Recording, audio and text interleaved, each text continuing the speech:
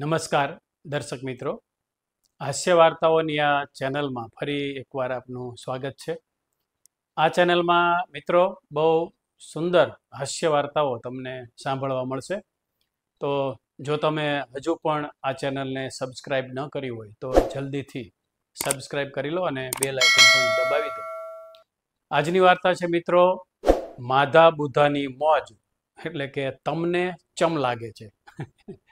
તમને ચમ લાગે છે એટલે એકદમ શુદ્ધ સૌરાષ્ટ્રની ભાષાનો આ શબ્દ છે ચમ. ચમ એટલે કેમ, તમને કેમ લાગે છે. માધાલાલને વાત વાતમાં એવું પૂછવાની ટેવ કે તમને કેમ લાગે છે, એટલે એની ભાષામાં તમને ચમ લાગે છે એમ પૂછે. આ મોંઘવારી તો બહુ વધી હો, અને પેટ્રોલ ડીઝલના ભાવ તો જુઓ, મારી નાખશે. તમને ચમ લાગે છે. મોટી ઘાસડી ઉપર પોટકો મૂક્યો હોય ને એવું માથું અને અંતરગોળ અરીસા જેવું મોઢું ધરાવતા માધાલાલે 120ની પિચકારી મારી અને કીધું. એટલે સોસાયટીના બાકડે બેઠેલા બુધાલાલે તરત હી હી હી કરીને જવાબ આપ્યો, તમે કહો છો ને એટલે મોંઘવારી વધી જ હોય, હું હમણાં જ 100 રૂપિયાનું પૂરાઈને આવ્યો. હવે બુધાલાલ જે હતો ને એ માધાલાલનો ચેલો, એટલે માધાલાલ ગમે તે વાત કરે એમાં એમ પૂછે કે તને ચમ લાગે છે, એટલે બુધાલાલ એમ કે તમે કહો એટલે બરોબર જ હોય. માધા બુધાની આ જોડી હંમેશા આખો દિવસ સાથે ને સાથે એક જ સ્કૂટર ઉપર આંટા માર્યા કરે. માધાલાલનું પાછું બજારમાં નામ મોટું, ધંધામાં એમની નજર ઝીણી, એટલે દરેક વાતમાં ખાતરી કરવા માટે સામેવાળાને પૂછી લે તમને ચમ લાગે છે. એમ કરી અને ખાતરી કરી લે. અને બંને પાછા ફરતા હોય સ્કૂટર ઉપર, એટલે માધાલાલ પાછા મજાક કરે કે બિલ્ડિંગ બંધાતું હોય ને ઊંચું, નવું બિલ્ડિંગ બંધાતું, નવું ચણાયું હોય, એટલે એમ પૂછે, એટલે આ કોણે બાંધ્યું, મારા બેટા પૂછતાય નથી આપણને. જાણે કેમ બધું એનું જ હોય અને એને પૂછીને બધાએ બાંધવાનું હોય, એમ માધાલાલ રમત કરે. એટલે બુધાલાલ પછી જવાબ આપે, આ ઓલો મણીલાલ બિલ્ડર નથી, એણે બાંધ્યું, મારી પાસે આવ્યો હતો, મને કે બાંધવા દો ને માધાલાલને તમે સમજાવી દેજો ને, ભલા માણસો મારે બાંધકામ કરવું છે. તો કરગરી પડ્યો બિચારો, પછી મેં ના ન પાડી, બાંધવા દીધું. ભલા માણસો તમને પછી ન પસંદ હોય તો આપણે મ્યુનિસિપાલિટીમાં હમણાં ફોન કરો, બુલડોઝર લાવીને પડાવી નાખી ભલા માણસ. બુધાલાલ ઓછો નહોતો. એટલે માધાલાલ કે ભાઈ હવે રહેવા દે ને, ઘણો ખર્ચો કર્યો છે બિચારાએ, અંદર માણસો રહેવા આવી ગયા છે, એટલે કોઈના માળા ન વિખાય. બુધા પાપ લાગે પાપ. તમે કહો છો એટલે વાંધો ને, બાકી એક જ ફોન કરું ને તો બુલડોઝર જ આવે હો. એમ કરીને માધાલાલ બેસી પડે. બંને પાછા નાસ્તા પાણીના ખૂબ શોખીન, એટલે રસ્તામાં ગમે ત્યાં પાણીપુરીની લારી હોય કે દાબેલીની હોય, વડાપાઉંની લારી હોય, એટલે બે ઉભા રહીને નાસ્તો ઝાપટે. ક્યારેક ફરસાણની દુકાનમાં જઈને ખમણ ને પેટીસ ને એવું દાબે. રોડે નીકળે એટલે માધાલાલ પૂછે કે બુધેશ, પેટ પૂજા કરવી જોઈશે, તને કેમ લાગે છે. એટલે બુધેશ કે તમે કહો એટલે કરવાની જ હોય, ભલે રાખો લ્યો ત્યારે. એટલે એકવાર એવી રીતે બે એક ફરસાણની દુકાનમાં ખુશ્યા. માધાલાલે પેટ આમ ખેંચી અને એક ટેબલ પાછળ બાકડા ઉપર પોતાનું સ્થાન લીધું. એટલે બુધાલાલ તરત એની સામેના બાકડે બેસી ગયો.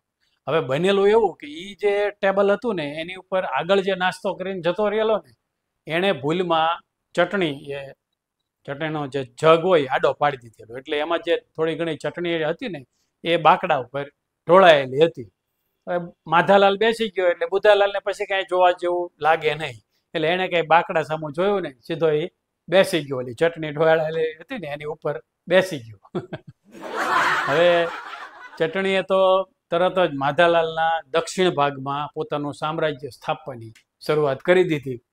એટલે સરહદ ઉપર ચોકી પેરો ભરતા સૈનિકો જેવા ચેતાતંતુએ તરત બુધાલાલના મગજને સંદેશો મોકલ્યો કે ભાઈ અહીંના પ્રદેશની અંદર કોઈ ચીકણો પદાર્થ ઘૂસણખોરી કરી રહ્યો છે, એટલે તમે તાત્કાલિક મદદ મોકલો. પણ એટલા સમયમાં મગજ કંઈક એનો સંદેશો વાંચે ને કંઈક એક્શન લે ને એ પહેલાં માધાલાલે જે મગાવ્યો હતો નાસ્તો એ આવી ગયો, અને ગરમા ગરમ ખમણ, સમારેલા કાંદા અને વઘારેલા મરચાં મરક મરક થઈ રહ્યા હતા. એટલે બુધાલાલનું મગજ ખમણના બટકાઓને મોઢામાં ઓરવા માટે હાથને હુકમો આપવામાં રોકાયેલું હતું. એટલે ઓલા જે સંદેશા દક્ષિણ ભાગમાંથી આવ્યા ને ઘૂસણખોરીના, ખાના ખરાબી થઈ છે તો મદદ મોકલો, એવા જે સંદેશા આવ્યા ને એ વાંચા વગરના એમની પડ્યા રહ્યા. જવાહરલાલ નહેરુએ કાશ્મીર પ્રત્યે જે દુર્લક્ષ સેવેલું ને એવું દુર્લક્ષ બુધાલાલના મગજે દક્ષિણ ભાગ તરફ સેવ્યું. બંને નાસ્તા મીડા ઝાપટવા. હવે દક્ષિણ ભાગમાં ચટણીએ તો પોતાનું સામ્રાજ્ય ફેલાવા માંડ્યું, પણ એ વખતે બુધાલાલનું મગજ એકદમ આનંદમાં આવી ગયેલું, કારણ કે જે ખમણ હતા એના બેટકાને ચટણીમાં રગદોળી, કાંદા અને મરચાને એ દાંત તલે દબાવતો હતો અને સ્વાદના આસ્વાદથી લાળ ગ્રંથિઓમાંથી રસ ઝરી રહ્યો હતો અને મગજમાં આહારનો આનંદ છવાઈ ગયો હતો અને દિલમાં તો જાણે ઓછો ઉજવાઈ રહ્યો હતો. એટલે બુધાલાલનું મગજ દક્ષિણ ભાગમાંથી આવેલા સંદેશા વાંચવામાં બિલકુલ નવરું નહોતું. 500 ગ્રામ પેટીસ નખાવી જોઈએ, તને કેમ લાગે છે? તમે કહો એટલે નખાવાની જ હોય ને, નખાવો ત્યારે મગાવો. એટલે બુધાલાલે પછી પેટીસ ઉપર ઝપટ બોલાવી. થોડી વારે બંને નાસ્તો કરી અને બિલ ચૂકવીને બહાર નીકળ્યા. હવે રોહિંગ્યાઓને જેમ કોઈ દેશ શરણ આપતું નથી ને એમ માખીઓને પણ કોઈ 1 સેકન્ડ પણ બેસવા દેતું હતું નથી. એટલે વાસ્કો દ ગામાએ ભારત તરફ આવવાનો જેવો નવો જળમાર્ગ શોધેલો ને એમ ફરસાણની દુકાનમાં ઉડતી માખીઓના ઝુંડમાંથી એક માખી વાસ્કો બની અને બુધાલાલની પાછળ જે ચટણી ચોટી હતી ને એમાં નવી સંભાવનાઓ જોઈ ગઈ. એટલે એણે તરત જ માખીઓના ઝુંડને નવી નિશ્ચયો સર કરવા માટે ફોલો મીના આદેશો આપ્યા. માધાલાલે બુધાલાલની પાછળ બમણતી માખીઓ જોઈ એટલે એને ખમણ અને પેટીસ લીક થઈ હોય ને એવી બીક લાગી. પણ એ બમણાટની માધાલાલ જાહેરાત કરે ને એ પહેલાં ટ્રાફિક પોલીસની ગાડી આવતી દેખાણી. એટલે માધાલાલે તરત જ ત્યાંથી જતા રહેવામાં હિત જોયું એટલે તરત સ્કૂટરને કિક મારી અને બેસી ગયા. એટલે બુધાલાલ પણ તરત પાછળ બેસી ગયો. માખીઓનું ઝુંડ પેલું હારેલું લશ્કર પાછું વળે ને એમ ફરસાણે હિંદ તરફ પરત ફેર્યું. આગળ જતા માધાલાલે બમ્પ આવ્યો ને એટલે સ્કૂટરને બ્રેક મારી એટલે બુધાલાલ લસરી અને માધાલાલને ભટકાણો. ભાઈ બ્રેક જરાક હળવેકથી મારજો. બુધાલાલના મગજ ઉપર હજી ખમણ અને પેટીસનો સ્વાદ છવાઈ ગયેલો હતો એટલે દક્ષિણમાંથી આવેલા સંદેશા કંઈ જેણે વાંચ્યા નહોતા. એટલે માધાલાલ કે બ્રેક તો મેં બરોબર જ મારી છે પણ તને ખમણ ને પેટીસ હદતા નથી લાગતા, વાંયાથી વ્યાજ ગયા લાગે છે. એટલે બુધાલાલ કે તમે કહો છો એટલે વ્યાજ ગયા હોય પણ બધા પાછળ હજી આવે જ છે, કોઈ વાંયાથી વ્યૂ નથી ગયું. બુધાલાલને જે બધું બરોબર જ લાગતું હતું. એને એમ કે માધાલાલ પાછળ આવી રહેલા ટ્રાફિકની વાત કરી રહ્યા છે. થોડી વારે માધાલાલે ફરીને બ્રેક મારી એટલે બુધાલાલ ફરીવાર લસરી અને પાછો માધાલાલ ભટકાણો. ઓલું શું છે પાછળ ચીકણું થઈ ગયેલું ને એટલે માધાલાલ બ્રેક મારે એટલે બુધાલાલ લસરી અને ભટકાય આગળ. પણ આ વખતે બુધાલાલને નવાઈ લાગી કે ચાલો વારે ઘડીએ લસરી કેમ જવાય છે. એટલે એણે તરત જ એના મગજને તપાસ પંચ નીમવાનો હુકમ આપ્યો. હવે આ જે તપાસ પંચ હતું ને એ લાલુ યાદવે ગોધરાકાંડની તપાસ કરવા માટે જે તપાસ પંચ નીમેલું ને એની કરતાં વધારે પ્રમાણિક હતું. એટલે 5 જ સેકન્ડમાં દક્ષિણના ભાગમાંથી આવેલા સંદેશાઓ વાંચવામાં આવ્યા અને એક હાથને નીચે તપાસ કરવા માટે મોકલવામાં આવ્યો. એટલે બુધાલાલ કે તમે કહો છો માધાલાલ બધા બરાબર જ હોય, ચાલો મારી જાણ વગર માલ ડિલિવર થઈ ગયો લાગે પણ તમને કેમ ખબર પડી? માધાલાલ કે મચ્છુ ડેમ તૂટ્યો ત્યારે ભારત કરતાં પહેલાં અમેરિકાવાળાને ખબર પડી હતી કે નહીં? બુધાલાલ મારું ધ્યાન બધે જ હોય સમજો. ત્યાં તો ભલામણા સ્કૂટર બગાડ્યું, હવે આખું સ્કૂટર ધોવું પડશે. હજી 2 જણા કંઈક નિર્ણય લે ને એ પહેલાં એ 4 રસ્તા પાસે પહોંચી ગયા અને ફરસાણની દુકાનેથી ઝડપથી ઉતાવળે ભાગેલા ને એટલે મોઢે માસ્ક બાંધવાનું બેને ભૂલાઈ ગયેલું. કારણ કે કોરોનાનો સમય એટલે માસ્ક તો બાંધવું જ પડે. હવે ટ્રાફિક પોલીસે જાણે આ 2 જણા જ કેમ કોરોના ફેલાવતા હોય આખા દેશમાં એમ લાકડી આડી કરી તરત બેન ઊભા રાખ્યા. ચલો ચલો તમે લોકોએ માસ્ક પહેરેલો નહીં મળે, ચલો 1000 દંડ ભરી દેવો. આવી રીતે પોલીસવાળાએ કીધું એટલે માધાલાલને વચ્ચે તો યાદ આવ્યું ચાલો માસ્ક પહેરવાનું તો ભૂલાઈ ગયું છે એમ. એટલે ઓલા ગોળના ગાંગડા ફરતા કેમ મકોડા ફરી વળે એવી રીતે માધાલાલના સ્કૂટર ફરતા 4-5 પોલીસવાળા ભેગા થઈ ગયા. એક જણે તો સ્કૂટરનો નંબર એ નોંધી લીધો. હવે બુધાલાલ ચટણી ટપકતા લેંઘે નીચે ઉતર્યો એટલે ગુરુત્વાકર્ષણ બળના અસર નીચે ચટણી છે એ લેંઘામાંથી જમીન ઉપર ટપકવા માંડી. એટલે બુધાલાલે પાછળ હાથ ફેરવીને તપાસ કરી અને જાણ્યું જે માલની ડિલિવરી આપણી જાણ બહાર થઈ ગઈ છે ને એ માલ આપણી કંપનીનો નથી. એમ એને જાણ ખબર પડી ગઈ. પણ બીજી કંપનીનો માલ આપણા દક્ષિણના ભાગમાં ચોંટ્યો છે તો પણ આપણી કંપનીનો હોવાનો આરોપ નાખી અને માધાલાલે સ્કૂટર ધોવાની સજા સંભળાવી છે એમ બુધાલાલે વિચાર્યું. પછી કે એટલે માધાલાલ આ તમારા સ્કૂટર ઉપર કંઈક બીજું ચોંટ્યું લાગે છે એટલે મારો પાછળ લેંઘો બગડ્યો છે. એટલે પોલીસવાળાએ તરત બુધાલાલની પાછળ આમ જોયું અને મોઢું બગાડ્યું. પછી કે તમારે તો યાર પાછળ હો માસ્ક બાંધવાની જરૂર મળે.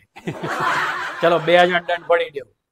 એટલે માધાલાલ કેલા ભાઈ સાહેબ એવું નહોતું, અમે નાસ્તો પાણી કરીને બહાર નીકળ્યા અને આ ભાઈની વખતે બરાબરની બહુ લાગી હતી એટલે એને અમારે ઘાએ ઘા ઠેકાણે પહોંચાડવો જરૂરી હતો અને બરાબર તમે અમને બેને રોકી લીધા. તમે રોક્યા ને એટલે આ ભાઈ પછી રોકી નથી શક્યો. બુધાલાલ કેલા ભાઈ માધાલાલ એવું નથી, હાવ કાંઈ એમ ન હોય ભલામણ, અમે કઈ હાવ એમ માય કાંગલા થોડા છીએ. જો આ તમે હું કહો બરાબર આ માલ કંઈક બીજો જ છે, આમાં વાસ બીજી આવે છે, એવી વાસ નથી આવતી એમ કરી અને એને માધાલાલના નાક પાસે હાથ રાખ્યો. એટલે માધાલાલ કે ભાઈ મને નહીં, સાહેબને તો હું કાઢ, સાહેબને શંકા છે એમ. એટલે બુધાલાલે સાહેબની જે ગુરુ શંકા હતી ને એ દૂર કરવા માટે પેલો જે માલની તપાસ કરીને હાથ આવેલો ને પાછળથી એ સાહેબને નાક આગળ આમ રાખ્યો. એટલે સાહેબે તરત હાથને ઝટકો માર્યો. ડૂડાકને ટાળો, આ ડૂડાકને મારે નહીં ઊંઘો, ચલો દંડ પડી દેવો, ચલો બોલો તમારું નામ. એટલે માધાલાલ કે સાહેબ તમે હવે કોઈ વાતમાં સમજતા કેમ નથી? આ ભાઈને ઝાડા થઈ ગયેલા હતા અને તમે બરાબરના સૂંઘો, આમાંથી જો ખમણ અને પેટીસનો સુગંધ ન આવે ને તો આપણે ડબલ દંડ ભરી દો. બોલો કોઈને ઝાડા થઈ ગયા હોય એ વખતે તમે એને રોકો, એના જેવો કોઈ મોટો ગુનો નથી. તમને ખબર હમણાં આ બધું ભરી મૂકશે અને તમે શ્વાસ લેવા જેવાય નહીં રહ્યો. એમ કરી અને માધાલાલ તરત જ સ્કૂટર પર બેસી અને ચલાવવા માંડ્યા. એટલે બુધાલાલ કે હા સાહેબ પહેલા એ કરવું જરૂરી છે, આમાં શું છે કોઈક અમને જોઈ જાય તો અમારી આબરૂ ન રહે ભલામણ છે, અમારે જે છોકરા પરણાવવાનું બાકી છે, હાલો આમ એક બાજુ. એમ કરીને બુધાલાલ પણ સ્કૂટર પર લસરી ન પડે ને એવી રીતે બેસી ગયો. પોલીસવાળા દંડા પછાડતા રહ્યા, મારા બેટા કાં કાંઠી આવતા છે, ઝાડા થઈ ગયેલા ઓટા તો નાસ્તો કરવાની શું જરૂર હતી, કૂટડા ઓછાલા. એમ કહી અને સાહેબે ટ્રાફિકમાં બીજા માસ્ક વગેરેના મોઢા શોધવા માટે નજર દોડાવી.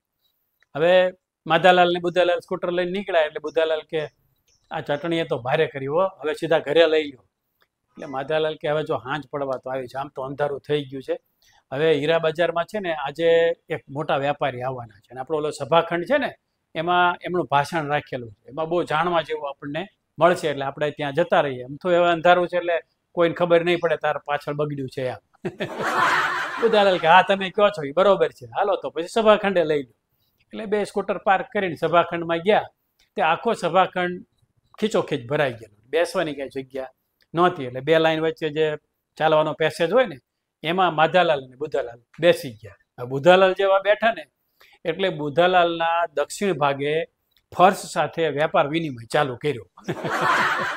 ફર્શ ઉપર જે ધૂળ જામેલી હતી ને એનો સ્વીકાર લેંઘાએ કર્યો અને એના બદલામાં લેંઘાએ ચટણી ફર્શને ભેટ ધરી. હવે એ વેપાર વિનિમય ચાલુ હતો એ વખતે સ્વયંસેવક આવી અને બેને ઉઠાડ્યા. એટલે ભાઈ તમે અહીં ક્યાં બેસી ગયા, હમણાં અહીં તો ચાલવાનો રસ્તો છે, ઊભા થાવ, ચાલો પાછળ જઈને ઊભા રહ્યો. એટલે બે તરત ઊભા થઈ અને પાછળ જઈને ઊભા રહ્યા. અને થોડી વાર પેલા વેપારી મહોદય આવ્યા અને જ્યાં સ્ટેજ ઉપર જવા જાય ને ત્યાં એમનો પગ એકાએક લપસ્યો અને છતાં પાઠ પડ્યા. સભામાં હોહા મચી ગઈ, બધા ઊભા થઈ ગયા. સ્વયંસેવકોએ વેપારી મહોદયની ટીંગાટોળી કરીને બહાર લઈ ગયા અને ભાષણ કેન્સલ થયું. એટલે માધાલાલ ને બુધાલાલ ઘરે જતા હતા. એટલે માધાલાલ કે એટલે બુધેશ તારી ચટણીએ તો ભારે કરી, તું ત્યાં બેઠો હતો ને એટલે ફર્શ જે હતી એ ચીકણી થઈને એટલે ઓલા ભાઈ બિચારા પડ્યા.